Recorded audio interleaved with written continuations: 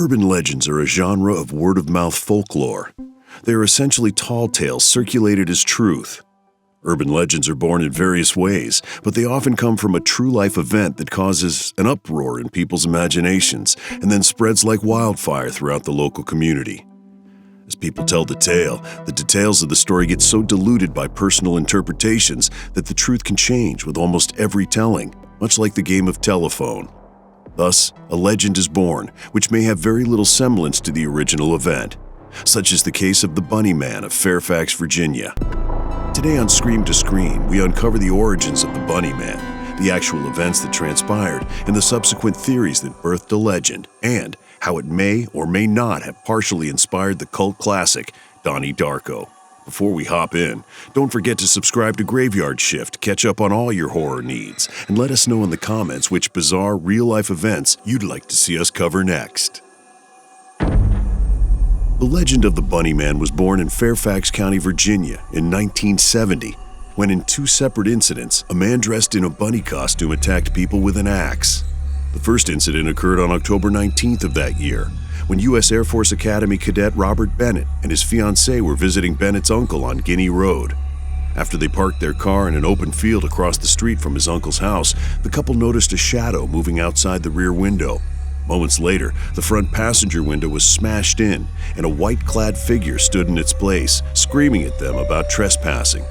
Bennett spun the car around and fled for safety as the man continued to threaten them. While driving down the road, the couple discovered a hatchet on the floor of their car. When questioned by the police, Bennett's fiancée seemed convinced their attacker was cloaked in some type of white outfit, but Bennett insisted he saw the assailant wearing a white suit with long bunny ears. It was so dark at the time of the incident that neither could give the police a definite description to identify the man himself. Today, the couple are happy to corroborate their story for anyone who doesn't believe them. Over the years, Robert Bennett and his now wife have answered many questions about their close call with the Bunnyman and still have the very hatchet that shattered their car window and their world displayed on a plaque as a macabre souvenir and reminder of what they lived through decades ago.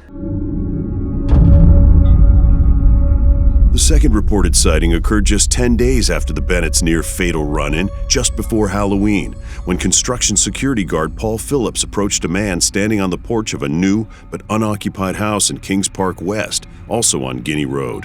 Phillips claimed the man wore a gray, black, and white bunny costume and appeared to be about 20 years old. After Phillips sought to engage with the man-beast, asking him questions in an attempt to start a dialogue, the mysterious stranger began chopping at the porch post with a long-handled axe and had nothing to say but a dire warning. "All you people trespass around here. If you don't get out of here, I'm going to bust you on the head." It may not have been poetry, but it was understandably enough for Phillips to beat a hasty retreat.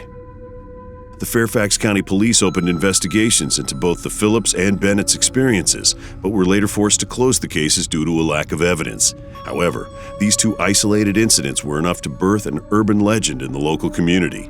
In the weeks following, more than 50 people contacted the police claiming to have seen the Bunnyman, and several newspapers, including the Washington Post, reported that he had eaten a man's runaway cat.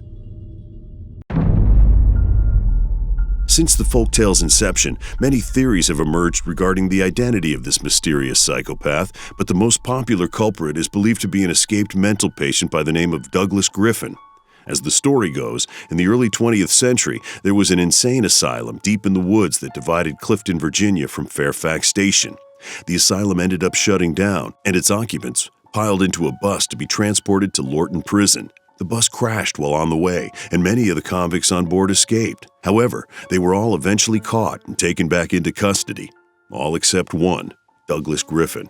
While searching for Griffin, authorities uncovered a trail of half-eaten, gutted rabbits, with many hanging from the Fairfax Station Bridge, which has since been renamed the Colchester Overpass. For months, the police continued their search for Griffin to no avail. Then on Halloween night, several teens loitering under the overpass were attacked and found the next morning, hanging from the bridge, gutted like rabbits. Despite renaming the bridge and the city's failed attempt at rebranding, locals today still refer to the Colchester Overpass by its gruesome lore, the Bunnyman Bridge. In some versions of the urban legend, the story doesn't stop with Griffin evading capture, never to be seen again. After the body of one of Griffin's alleged victims had been found, police searched the train tracks by the Fairfax Station Bridge and quickly came across the Bunnyman near the site of the original asylum bus crash. A brief chase ensued before authorities heard the sound of an oncoming train and had to stand down in order to get to safety. Rather than running from the train, however, Griffin supposedly put himself directly in its path and let out a burst of devilish laughter when it struck him, while police watched helplessly. Although his body was never recovered, he was assumed to have been killed by the train. Many believe that this event made the overpass his final resting place and that his rabbit-clad spirit still haunts Bunnyman Bridge to this day. Legend has it, if you find yourself under the Bunnyman Bridge at midnight on Halloween, you will also meet the fate of those unfortunate teens and rabbits. Today, the legend of the Bunnyman has traveled far beyond Fairfax County. Besides creating t-shirts and even a beer named after the escaped maniac, the Bunnyman spawned a horror movie franchise in 2011. Even the Colchester Overpass remains a popular destination for paranormal enthusiasts and curiosity seekers, so popular, in fact, that local authorities have to control access to the area every Halloween due to the high number of out-of-state tourists looking for their chance at an encounter with the Bunnyman himself. This morbid hotspot has actually proven to be problematic for the city, as the train tracks above the bridge are still live and active, and the bridge itself is so narrow that it is nearly impossible to move out of the way if a car were to drive by. Because of this, Fairfax County Police have made it illegal to trespass on the tracks and regularly set up checkpoints to turn away anyone hoping to get a glimpse of Griffin's Bunnyman spirit.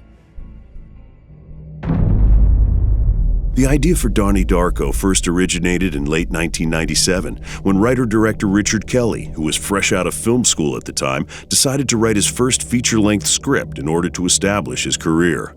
Kelly set out to write something ambitious, personal, and nostalgic about the 1980s, which would push the envelope by combining science fiction with a coming-of-age tale. Kelly recalled a news story he had read as a child about a large piece of ice that fell from the wing of a plane and crashed through a boy's bedroom.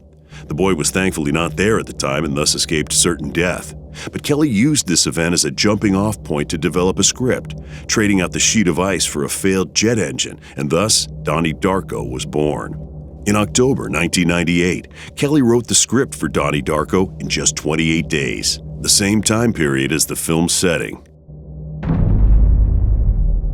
When it came time to design the mask for the sinister Frank the Bunny character, Richard Kelly recalls several people pitching sketches of what they thought the character should look like, often describing him as an Easter bunny. Kelly, on the other hand, wished for something more disturbing and animalistic in nature. He produced initial blueprints of his own to depict how he wanted Frank's face to look and presented them to production designer Alex Hammond, who then made front and side drawings of the mask along with sketches of the full suit. His design was given to costume designer April Ferry, who built a fursuit from scratch and hired a sculptor to create Frank's altered grin. Kelly insisted that Frank's face must disturb people and create an intense response with the audience. The costume was first presented to the cast and crew at Loyola High School shortly after filming began. When the intensity of the full suit silenced everyone on set, Kelly knew what he had created was working. Frank's impact still resonates with audiences today, more than 20 years after the film hit theaters. Images of Kelly's rabbit remain popular, spawning countless Halloween costumes and t-shirt designs, and even celebrity tattoos. In 2016, actress-model Paris Jackson, daughter of the late Michael Jackson, revealed a tattoo of Frank the Bunny on her forearm. Currently, co-producer of Beauty and the Beast and avid collector of movie memorabilia, Jack Morrissey owns the main mask and suit that was used in the film, while a backup mask belongs to Kirk Hammett of Metallica.